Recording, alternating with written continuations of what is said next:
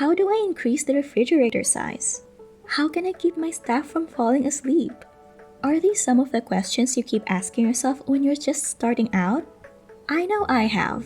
The gameplay has a few twists and turns that aren't always obvious, which led to a few "wish I knew that earlier" moments. You won't exactly fail in this game, but knowing a few things up front could save you a lot of time and effort. In this video, I'm going to walk you through some tips and beginner mistakes I made so you can hit the ground running and get the most out of your early game. We'll discuss a quick way to get power cells, what buffs do you get per tea ingredient, how do you increase the type of ingredients being sold in stores, and more. Just a gentle reminder that the game is still in early access, so expect updates and new content. And don't worry if anything changes, I'll keep you updated in the comments. Let's jump in with increasing your refrigerator size. The short answer is you will unlock more slots for your refrigerator once you upgrade your restaurant the first time. And it will increase in the second upgrade as well. I initially thought that the size upgrade would still be under Bianca since she did fix the fridge that one time. I didn't think that I needed to increase the size of my restaurant yet, so I wasn't aware that increasing the size of the refrigerator was part of the upgrade. Really, it should be part of the description.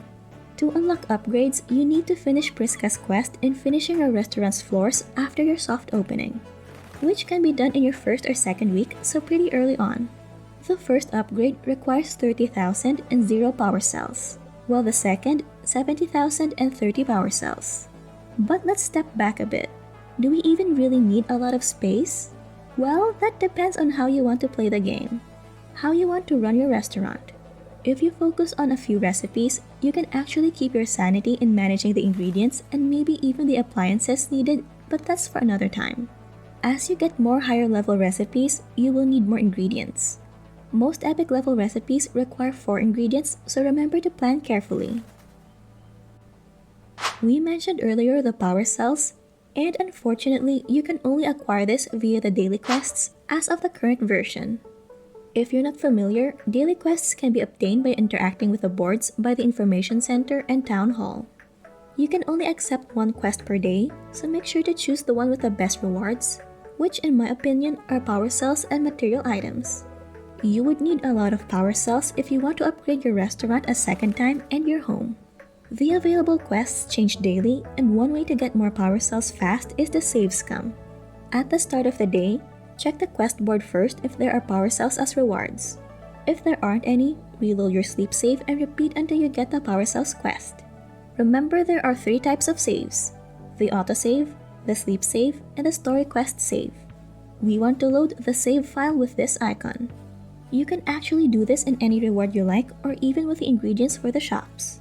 That said, if you're not too fond of that method, know that the power cells reward is a good priority, and next in line will be the material items for the daily quests. You can actually obtain materials via mining or foraging depending on the material. However, you cannot buy them in any stores yet. You need these materials for upgrades, crafting materials, and completing the main story. As you go through the main story, you will unlock mining in Act 2 during Thelio's main story quest after you finish April's. And I was honestly super excited to have finally unlocked the mines. That said, it took me a few days to be able to collect the required items to complete the quest, because I could not for the life of me find bronze ores at the time. It was rarer than gold ores. I think it has been patched now with better balancing, but the lesson learned here is that if you have the ability to collect it up front and it doesn't hinder your type of gameplay, do so. One of my favorite parts in the game is running the restaurant. In a game called Chef RPG, who would have thought? But one thing that prevents my restaurant service from having a smooth sailing is when the staff falls asleep from fatigue. Now, I'm not fond of overworking in-game and in real life, so this had to be addressed. As you go through the main story, you will unlock the tea dispenser after you complete April's quest during Act 2. You can make tea with this, which will help your staff and even yourself recover energy or stamina during a restaurant service or run. So in the meantime, while waiting for Act 2, I tried to compensate by hiring more staff and it did the trick, however profits will be lower. Depending on your gameplay, you might not actually need to do so early on. As soon as you get the tea dispenser, various buffs can be available for your staff depending on the ingredients you chose in making the tea. Tea leaves will increase the amount of stamina your staff will recover. Fruits like berries are under sweets, which will decrease energy depletion.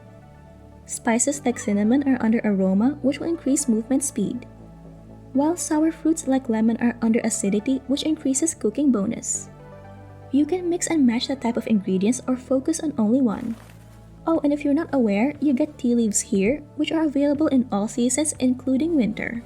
And from time to time are also available at Meilu's vegetable store. All other ingredients can be foraged or are commonly available at various stores. There's no rare ingredient in terms of RNG here, at least in my gameplay. You can craft another tea dispenser at Bianca's store at Bits and Pieces for 10 plant roots, 15 iron ore, and 500 coins. One of the recent updates unlocks the option to craft it once you finish April's quest and obtain your first dispenser. No need to learn a specific skill and waste your limited skill point. If you find the tips helpful so far, please drop a like to help more people find this little video. Sometimes I get lucky and get high-level recipes from stores, but to my dismay, some of the ingredients aren't available in the wild or in the shops, initially.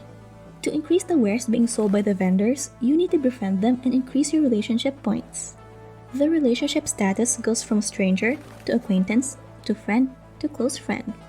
I find that being close friends with them already has a lot of selection in their shops, so no need to romance every shop owner. To increase the relationship, you can talk to them until the talk option is not available anymore. Do this daily and you're on the road to being friends with them.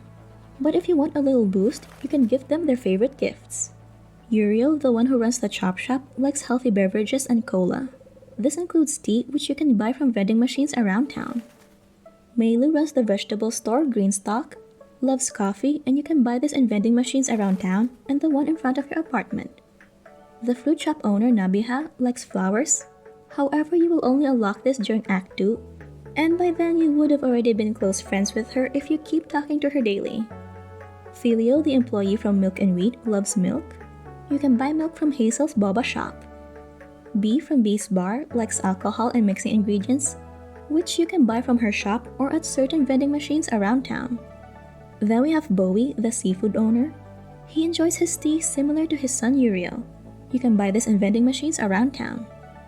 These are just the people who sell ingredients, but you can also befriend other shop owners to increase their wares, like Milo for clothing and Valentina for restorative consumables.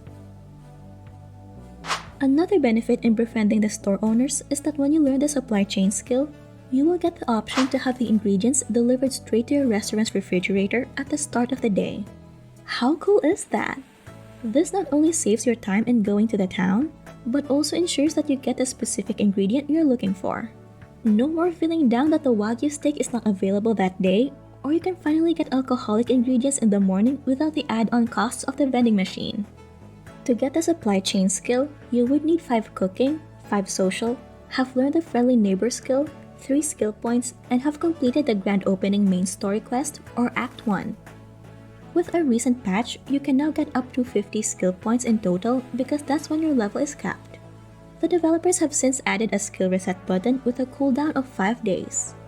You can reassign your skills and try different builds to find the best combination that works best for your gameplay. You can access the supply chain screen via your computer at the restaurant.